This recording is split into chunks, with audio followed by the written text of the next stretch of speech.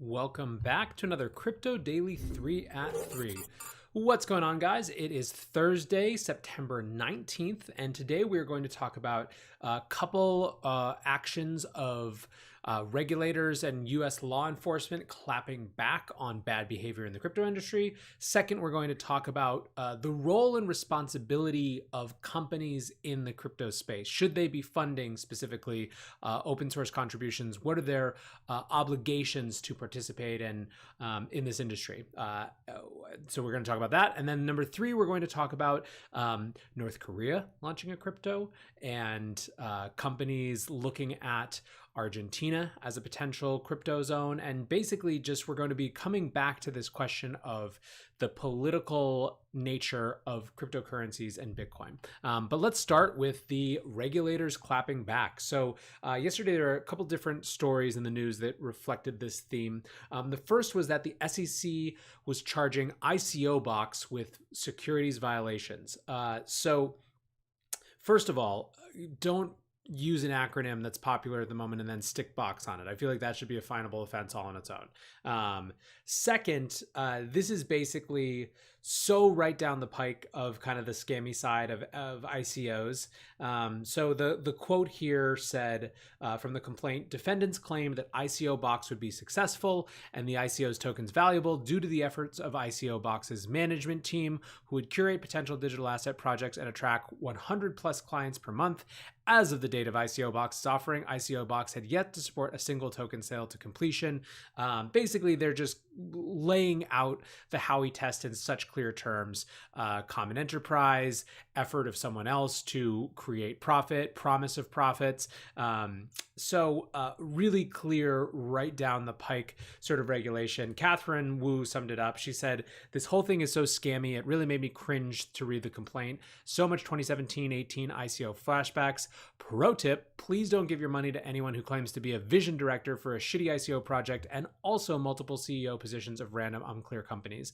I think the point that Catherine makes, which is really relevant, is that when things are too good to be true, or they sound too good to be true, they are too good to be true. And there was a weird aberrational window in which this sort of thing could get away with. It was really like 6 months-ish, maybe a little bit longer, but the core was a really short amount of time. And you know, I would love if the crypto industry never goes through another phase like that. I can't imagine that it'll go through exactly the same thing because we'll find new ways to be weird. However, if it does, let's be better prepared next time to not try to ride the wave in quite the same way. But with that, let's move on to the second. It's not even regulatory action, it's law enforcement action. So this comes from Mike Dudas. This story is bonkers. Even early Ethereum advisor Steven Naroff was charged with good old-fashioned mafia-style extortion of a cryptocurrency project. So this is kind of a crazy story. So let's actually go back over to Catherine for a second. So she says, TLDR, Naroff and his associate, as advisors to an ICO project, threatened to destroy that project and the founder's children if they weren't paid an extra 10,000 Ethereum. That's 10,000 Ethereum, not $10,000 for those of you watching. Naroff's associates falsely claimed to be a former member of the United States military and a former government agent who had worked with the NSA, the FBI, and the CIA.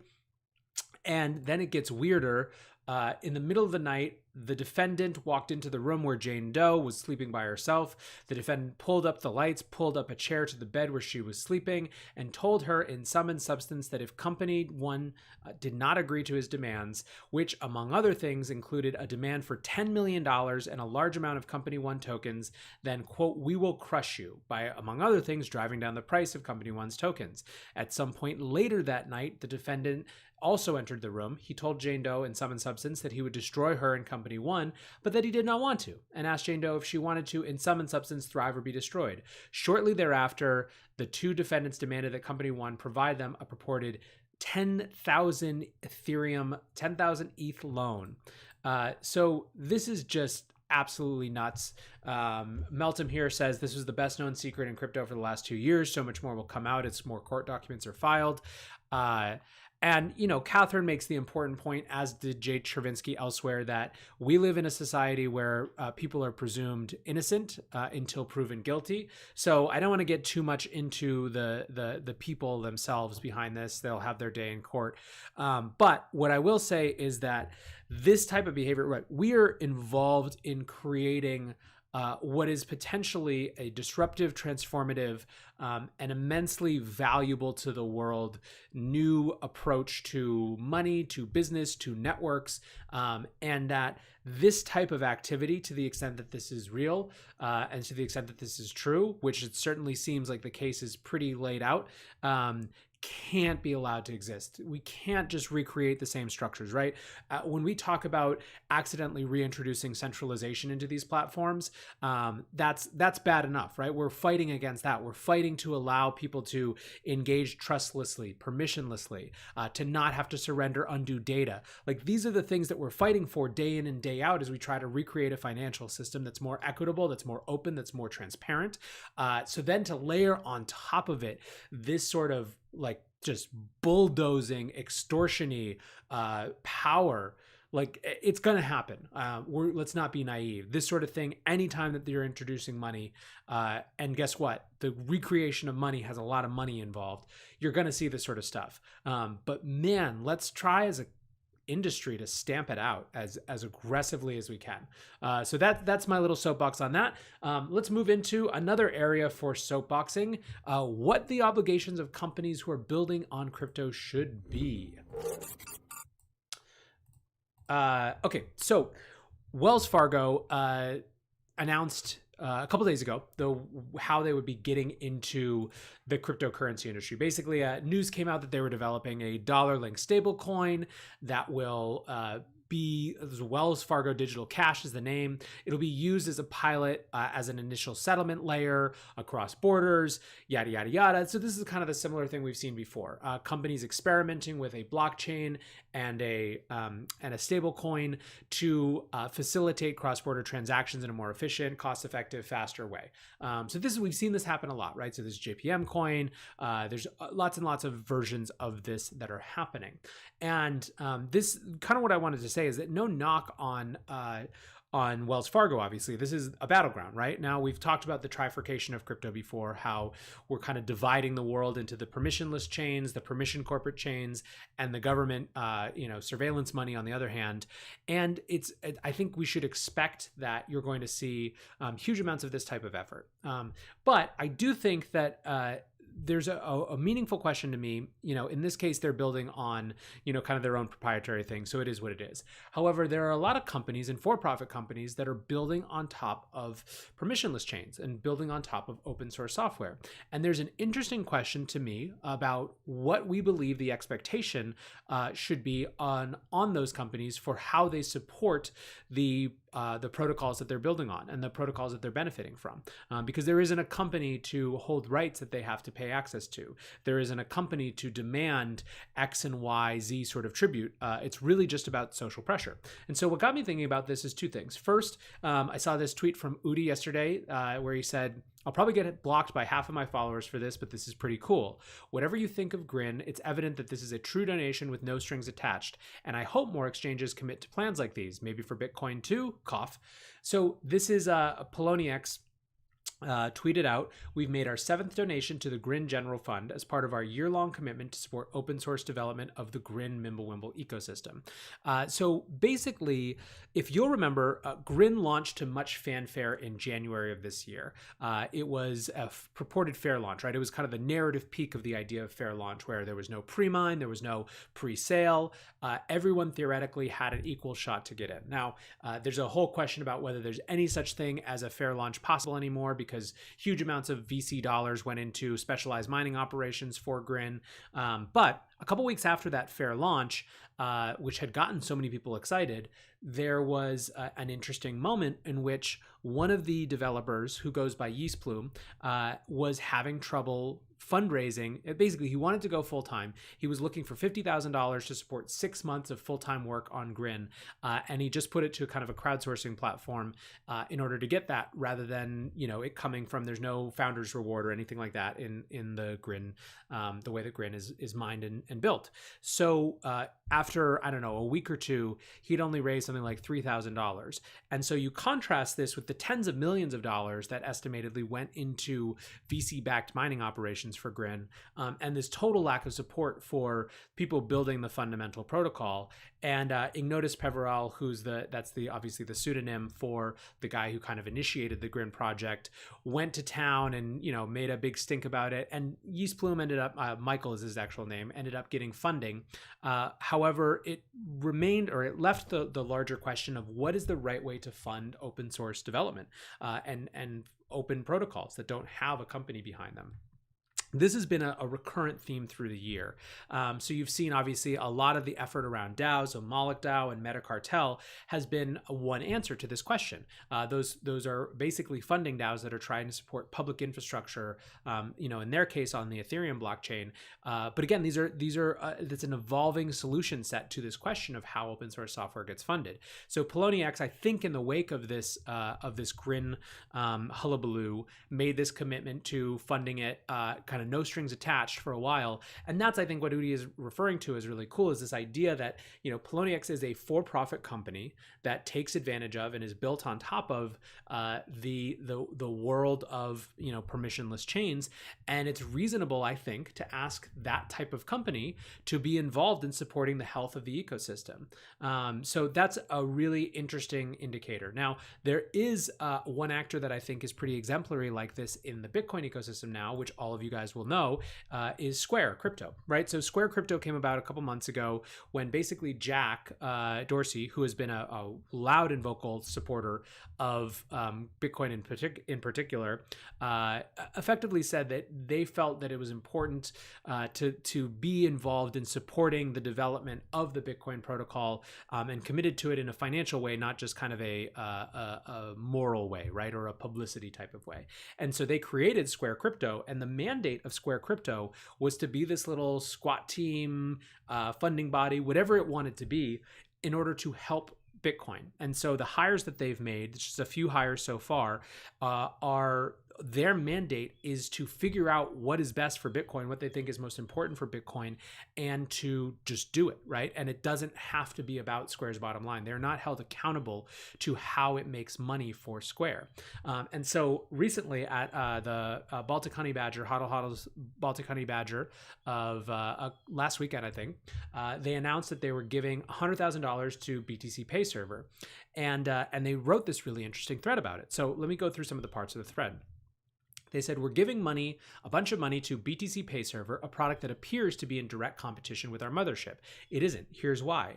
Everyone benefits from open sourcing, often in ways that are intangible. And as Bitcoin's ubiquity increases, existing payment companies have to make a choice, adapt or be left behind. Square got where it is by embracing and adapting to change. This isn't an investor in a competitor, it's an investment in the future, something that Square obviously has a stake in.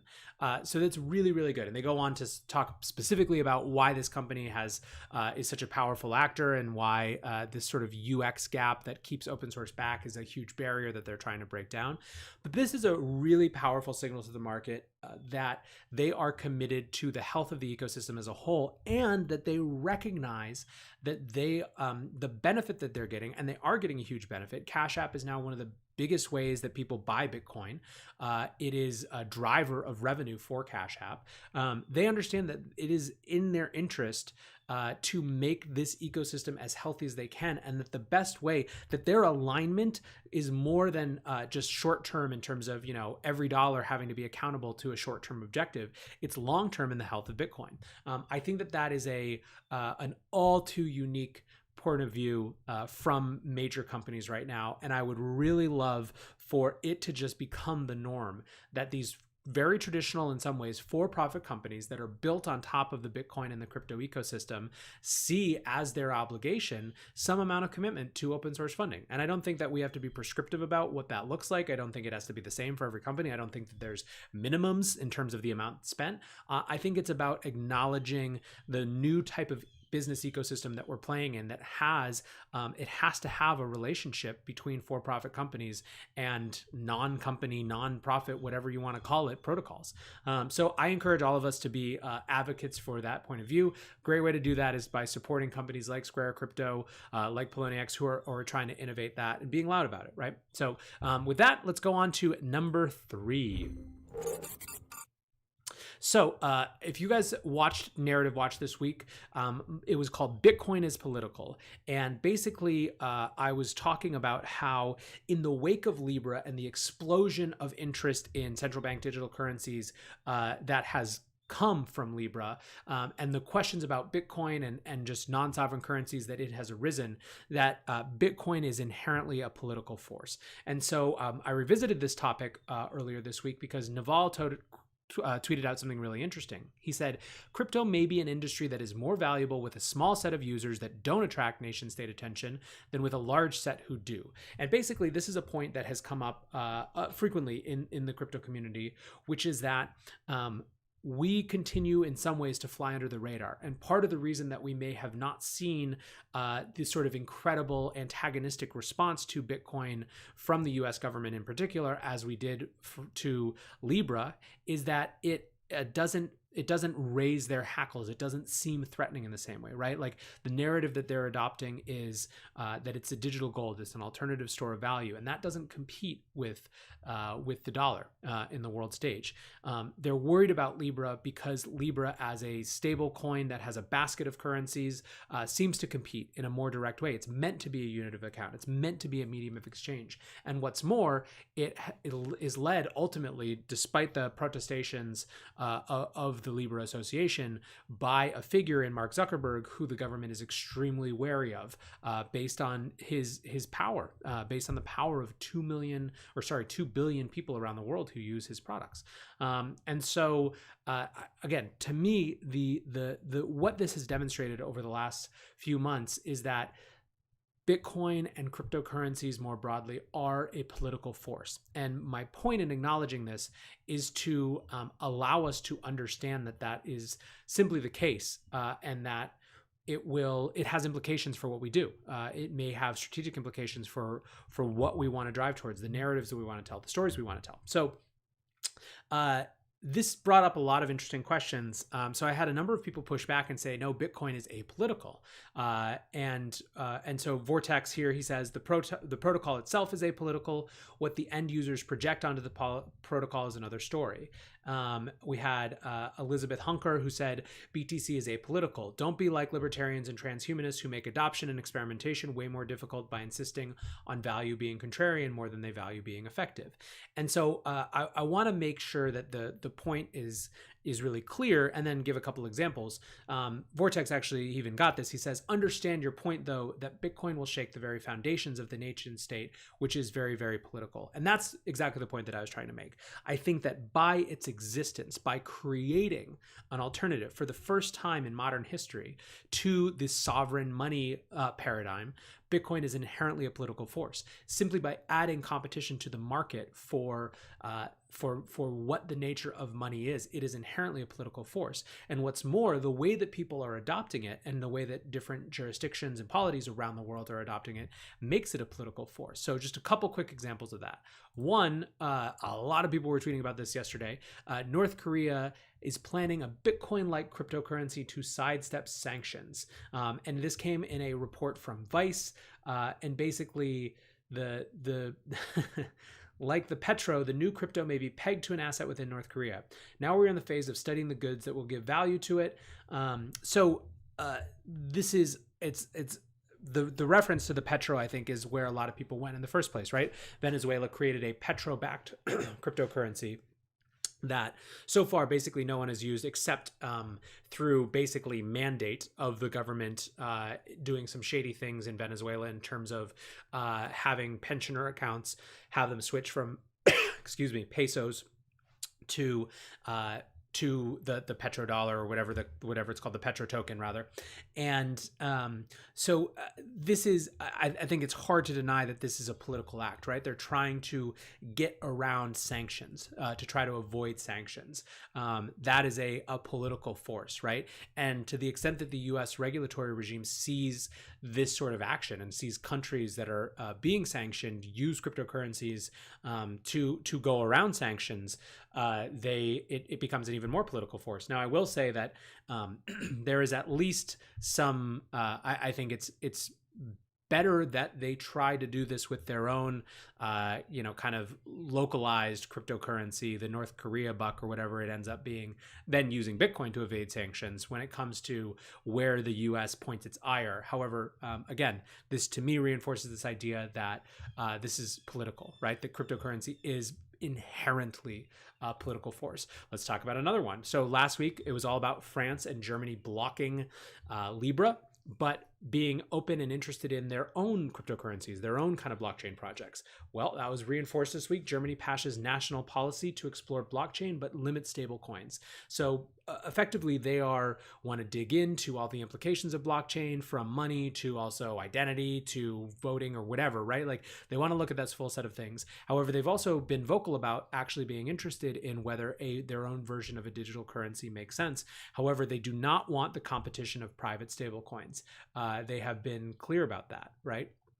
And they are, here's the quote. They said, in principle, there is a regulatory regime for stablecoins in the European Union. At the European and international level, the federal government will work to ensure that stablecoins do not become an alternative to state currencies.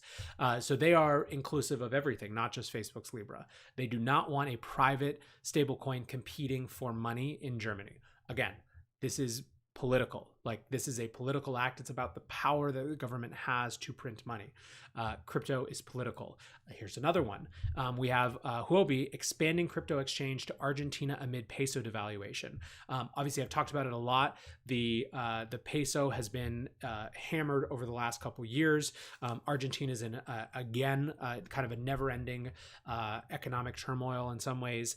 And what has happened recently is that they have reinstituted currency controls. When the current president came to power, they got rid of currency controls that had been part of the province of the previous regime, and now they're back. There's limits to basically how much money can be moved out of the Argentinian peso at any given time, and that's their way of trying to prevent peso flight effectively to the US dollar, to something else. And what's happening is that people are starting, it seems, to use cryptocurrencies to work around these sort of currency controls. And you have an example here of an exchange that is basically taking advantage of that and trying to make it easier for Argentines to do that. Camila Russo pointed out that in Argentina, DAI is trading at 71.6 pesos, while the US dollar rate is at 56. That's a huge premium to hold digital dollars. Reason: tightening currency controls. So Argentina's dollar premiums. Black market USD is at a 7% premium. Bitcoin is at a 12% premium, which is something we talked about last week. And DAI is at a 27% premium. So the point here is that a government, in this case Argentina, is trying to institute currency controls in order to limit the kind of free-falling value of its own currency. And what's happening is that the value of these alternative assets is rising compared to other parts of the world because of that. That is a political force. That is the definition of a political force. There's simply no way to get around it. So again, for me, the point about all of this is not that these protocols have like inherent politics, right? You don't need to be a libertarian. You don't even need to care about Austrian economics. You don't need to have support any one type of person, candidate, belief system, whatever. And that's part of the beauty. The permissionless nature of a system means that you don't have to think anything like anyone else who's involved, and you can still use that asset. That's not what I'm saying when I'm saying Bitcoin is political. What I'm saying is that this entire industry, this entire movement, this entire ecosystem is a political force, whether we recognize it or not. And I think it behooves us to recognize it and to understand the implications of our actions in that context. context to understand how regulators and governments are going to perceive those actions, to perceive these new assets, to the extent that we want to be actually viable in the market and build these products into something that can be used in the mainstream. We have to understand the context that they're coming in, and that context is political. But anyways, very soapboxy today. Apologies, guys, but it is what it is. It's a fall Thursday, and I guess I'm thinking big. So anyways, thanks for listening. Thanks for watching, as always. And we'll be off tomorrow. I'm going to be down in New York. We're doing a little podcast with Ryan Selkis over at Unqualified Opinions at Messari. So watch for that. But otherwise, guys, I will see you on Monday for our next Narrative Watch. Peace.